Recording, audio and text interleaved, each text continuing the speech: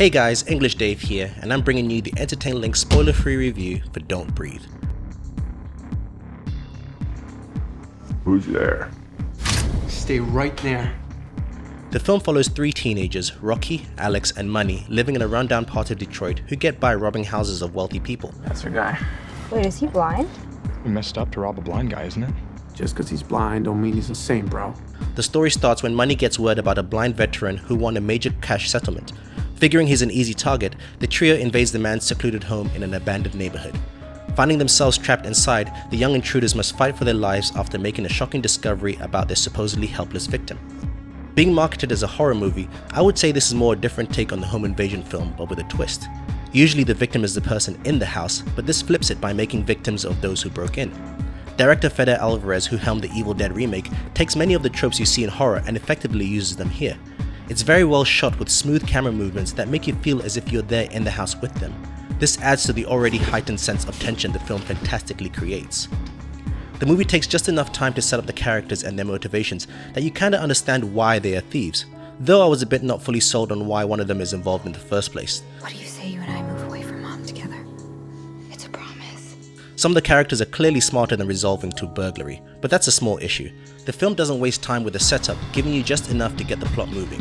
Stephen Lang excellently plays the blind man, barely having any lines, but when he speaks, it's emphasized. He does a great job of being silently intimidating, making you feel that his disabilities actually benefit, but yet in a weird twisted way you still feel sorry for him. That's something the film does very well. How many of you are there? No one is really outright portrayed as the hero or villain. It would rather explore the grey area in between. An argument could be made for both sides as to who is in the wrong. The movie uses jump scares in very smart ways rather than leaning on them as the easy way out, something many modern horror films usually revert to just because it's easy to do.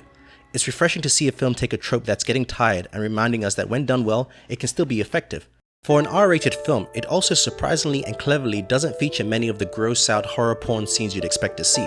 Not to say it's not gross, it still has many horrific moments, but it does it in unique ways rather than resorting to blood and guts splattering everywhere, though it has those too.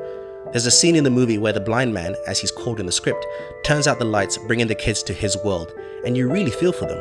That's another thing it does well. The film does a great job of making you feel like you're in the house with them. You want them to get out because it means you get out as well. The tension can be unbearable that it makes you really uneasy. It also actually lives up to its title, with moments where you yourself are holding your breath with the characters, hoping the blind man doesn't hear you. The film does have some faults though. One I already mentioned was a particular character's motivation, and the second being that at times it felt like the blind man had superhuman strength. It bothered me a bit, but I think most will let it slide. The film is thoroughly entertaining with lots of fun twists that will keep you on the edge of your seat, making you think you know what's going to happen, only to be blindsided, see what I did there, by something unexpected. I highly recommend this to be seen in theaters as it's best enjoyed on the big screen.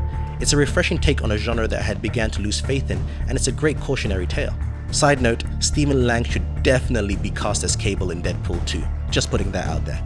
Thanks guys for listening. If you enjoyed this review, please give us a thumbs up, hit the subscribe button and share with your peeps. My name's English Dave and this has been an Entertain Lynx spoiler-free review for Don't Breathe. See ya.